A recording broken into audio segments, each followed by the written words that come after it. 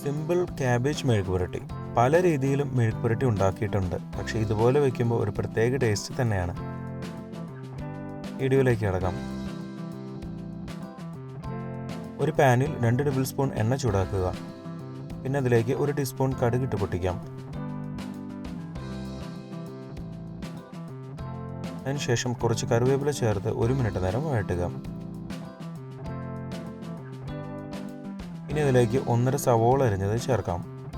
3 minute നേരം medium ഫ്ലെയിമിൽ വഴറ്റുക. ഗോൾഡൻ കളർ ആവേണ്ട ആവശ്യമൊന്നുമില്ല, ചെറുതായി ഒന്ന് വഴറ്റി എടുത്താൽ മതി. ഇനി ലോ ഫ്ലെയിമിലേക്ക് വെച്ചത് ശേഷം മസാലകൾ ചേർക്കാം. 1/2 ടീസ്പൂൺ മുളക് പൊടി, 1 ടീസ്പൂൺ കുരുമുളക് പൊടി, 1/2 ടീസ്പൂൺ മഞ്ഞൾപ്പൊടി ചേർത്ത് നന്നായി ഇളക്കുക.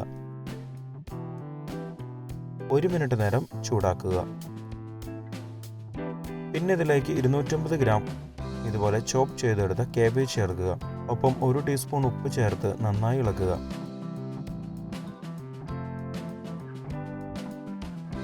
ഇതുവരെ നമ്മുടെ ചാനൽ സബ്സ്ക്രൈബ് ചെയ്തിട്ടില്ലെങ്കിൽ ഒന്ന് സബ്സ്ക്രൈബ് ചെയ്ത് സപ്പോർട്ട് ചെയ്യണം.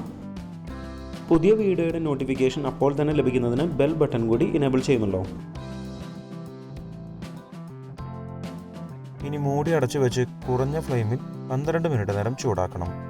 അടിയിൽ പിടിക്കാതിരിക്കാൻ ഇടയ്ക്ക് ഒന്ന് ഇളക്കി കൊടുക്കുന്നത് നല്ലതാണ്. 12 മിനിറ്റ് കഴിയുമ്പോൾ മൂടി തുറക്കാം. ക്യാബേജ് വെന്ത് വന്നിട്ടുണ്ട്. ഇനി ഫ്ലെയിം ഓഫ് ചെയ്യാം. ക്യാബേജ് മെഴുക്കുപുരട്ടി റെഡി.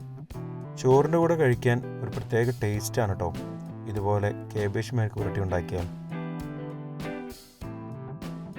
സ്കിപ്പ് ചെയ്യുന്നതിന് മുമ്പ് ചാനൽ ആദ്യമായി കാണുന്നവരാണെങ്കിൽ ഒന്ന് സബ്സ്ക്രൈബ് ചെയ്യാൻ മറക്കരുത്. ഇവിടെ ക്ലിക്ക് ചെയ്താൽ ചാനലിലെ ഏറ്റവും പുതിയ വീഡിയോ കാണാൻ സാധിക്കും.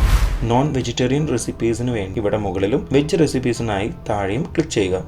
4 മണി പലഹാരങ്ങൾ, സ്നാക്സ്, ബിരിയാണി, ഡെസേർട്സ്, ഡ്രിങ്ക്സ് തുടങ്ങിയ എല്ലാവിധ റെസിപ്പികളുടെയും ലിങ്ക് ഡിസ്ക്രിപ്ഷനിൽ കൊടുത്തിട്ടുണ്ട്.